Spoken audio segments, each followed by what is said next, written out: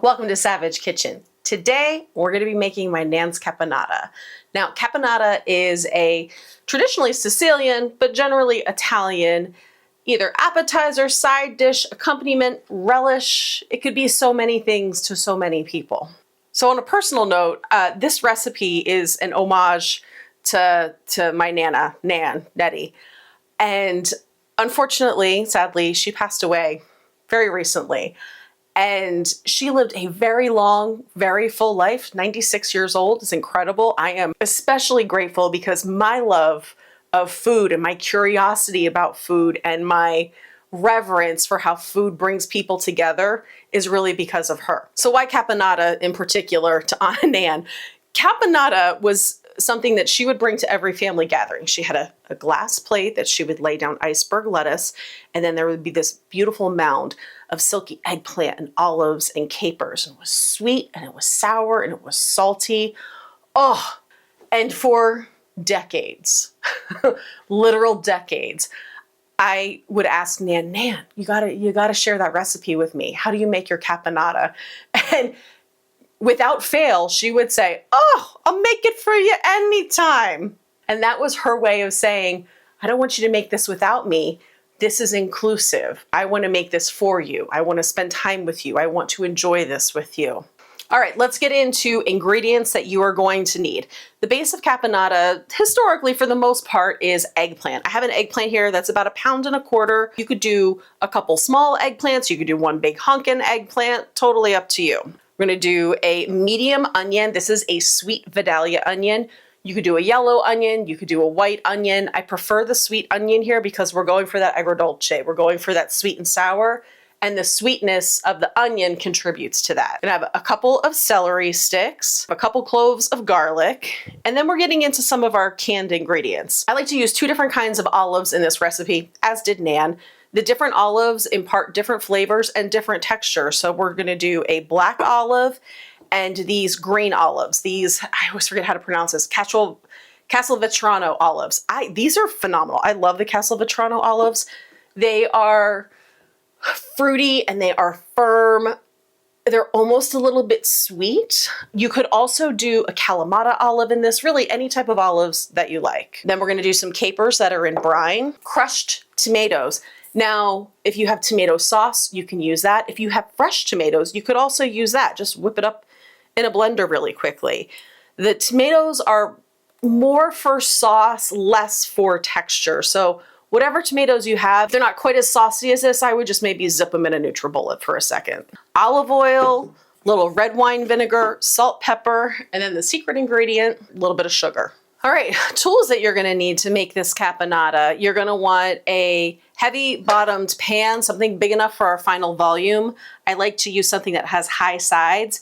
You could do this in a saute pan. You could do it in a Dutch oven. I would say if you don't have a pan with a high side like this, maybe a Dutch oven. You're gonna need a couple of bowls just for our vegetables to go into, a strainer for our olives and our eggplant, a couple of utensils to move stuff around the pan, and a knife. First thing we're gonna do is prep our eggplant. So in this application, I like to peel it and then I like to dice it into a small to medium cube.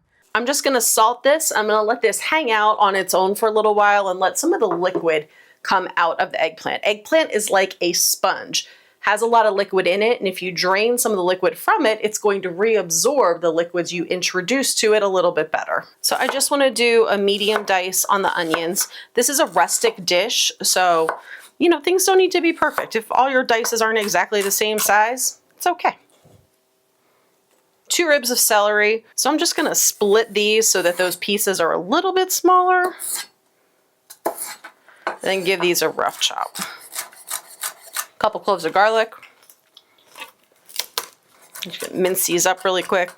The finer your garlic, the more pungent the flavor. So if you want this to be a little more mellow, maybe you leave big pieces in. Maybe you've got some confit garlic that you want to add or garlic you've roasted. It's all good. A couple swirls of olive oil in the pan here.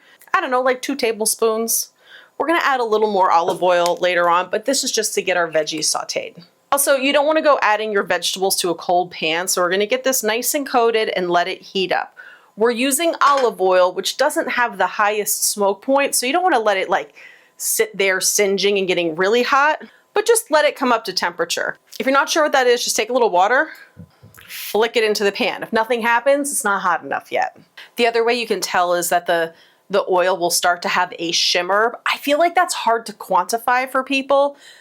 If you start cooking enough, you'll recognize it, but if you don't, try the water trick. There we go, now things are bubbling. All right, so we're gonna take our vegetables and we wanna season every step of the way. So I'm just gonna come in here with a little cracked pepper, a little salt. That was probably like 1/4 teaspoon. All right, we're gonna let those hang out while we prepare our olives. I like to do 2 different kinds of olives. If they're not pitted, you're gonna end up chopping these up, so you can just cut into them. You don't have to worry about retaining its olive shape. A pitter, however, will make your life super easy. I mean, the easiest is just buying them pitted. What we do not need here is this brine, but this brine is fabulous, and you really should keep it and make martinis. There's lots of hacks on how to cut an olive. You could take a plate, chop them up this way. Honestly, I just like to take a knife in. We don't need to be careful about this. Give them a really rough chop. So, fun fact about black olives, the black olives that are like deep, deep, dark as night black and like uniformly black, those actually are artificially oxidized. A lot of people think they're dyed. Maybe there are some brands that actually use dye to darken them, but typically it's a chemical oxidation process. A non-artificially oxidized black olive will be anywhere in color from a deep brown to a purple, sometimes black, but the way you know is A, what's listed on the can, like this. Gotta love Sprouts. Ripe olives, water, and sea salt. That's it. There's no chemical oxidizers in here. And not that there's anything wrong with the pure black olives, just, I mean, it just doesn't seem necessary. Same thing, rough chop, call it a day. You can also buy these pre-sliced. Kind of takes the fun out of it. So the eggplant has been sitting for about, I don't know, probably 10-15 minutes or so as I've chopped everything else and gotten this started. And you can see we do have a little liquid out of here. If you wanted to be like real intense about it, you could put a plate on here or just kind of push this down. For what we're doing, I'm happy with this. So we want to take our eggplant now right into the pan. I'm going to add a little more oil because, again, sponge. I'm going to push this around the pan a little bit and let the eggplant brown a touch. Some people like to fry their eggplant and keep it completely separate. Some people like to use multiple pans and everything is done in stages. Knowing my Nana, we're doing this with as least fuss as possible and everything's in one pan. I genuinely believe that doing it this way really enhances the flavor, but you do you. You can see that things are just starting to brown a little bit and the pan's starting to get like a little bit dry, which means the eggplant's absorbing all that moisture. So now we're gonna start introducing flavor by the way of sauce. So I have a 15-ounce can of crushed Roma tomatoes. You could do this with tomato paste and some water. You could do this with fresh tomatoes. Nice. Turn that heat down. Red wine vinegar. We're gonna do, I don't know, a couple turns, which is about 2 tablespoons or so of red wine vinegar. You could do white vinegar. You could do balsamic vinegar. Just make sure you are doing a vinegar and not a vinegar reduction. You don't want the thick stuff, you want a thin vinegar. This sauce that we're building around our eggplant and our olives is an agrodolce. So agrodolce, agro, sour, dolce, sweet. Sweetness, in my Nan's case, comes from sugar. I've got about 2 tablespoons of sugar here. You could do this with honey. Some people like to do this with raisins or currants. But in my family, to quote Nan, Frankie doesn't take raisins in his sauce. Oh, the smell. I wish you guys could smell this. Now we're going to introduce our olives and capers. I like to do roughly a tablespoonful of capers. You do want to keep the brine out of this because we have such salty elements with the olives and with the capers and with the seasoning that we've added ourselves. So adding brine might just be like a little overkill. Give this a nice stir. All right, we're gonna put a lid on, leave it just like a little cracked and let this simmer for about 10 minutes. And now a word from our second favorite sponsor, Savidge Kitchen Provisions. I know a lot of you are new to this channel, but if you've been with me from the beginning, A, thank you, and B, you know that from this YouTube channel, we actually have our own line of syrups now. Savidge Kitchen syrups are for cocktails, they are for coffee, they are for pancakes, waffles, ice cream, wherever you need a little sweet treat. When developing these syrups and the flavors, I really had versatility in mind. I can't stand having single-use items, single-use ingredients. It just seems so wasteful. If you go to our website, you'll see that we have recipes for each of the flavors and ideas on how to use them. My current favorite flavor, which I actually did not pull from, from this lineup, is toasted coconut. Oh, it is phenomenal. We make it with real shredded coconut. It tastes like a vacation. It's incredible. It's great in tropical cocktails. It's phenomenal in coffee. I even like it drizzled over a coconut macaroon. Savidge Kitchen Provisions, check it out. Back to caponata.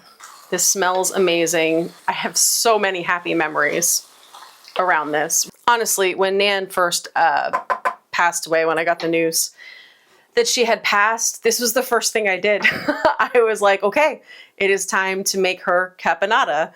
And I felt like she was with me.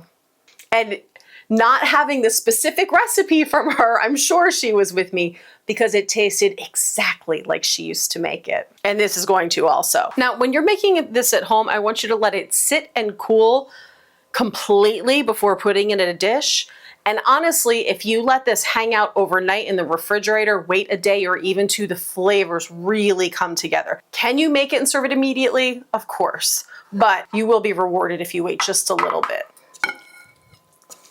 So let's talk about our final result here. We have this lovely, you could call it a dip, you could call it a relish. It is perfect as an appetizer. It's wonderful as an accompaniment. This will keep in the fridge up to a week. It also freezes very well. For the last batch I made, I've actually been having it for dinner with chicken. Like I'll shred up a little rotisserie chicken and have this tossed with it. Delicious. But my favorite way to eat it truly is just with a cracker. A lot of people like to do a crostini, but when I was a kid, Nan would actually get the Clubhouse crackers, like in the green box with the Keebler Elf, and those were my favorites.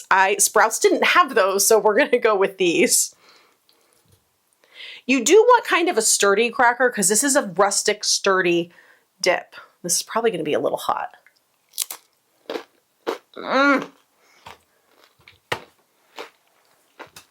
You know, of all the things that our families give us, I think traditions around food are so important. I mean, clearly, right?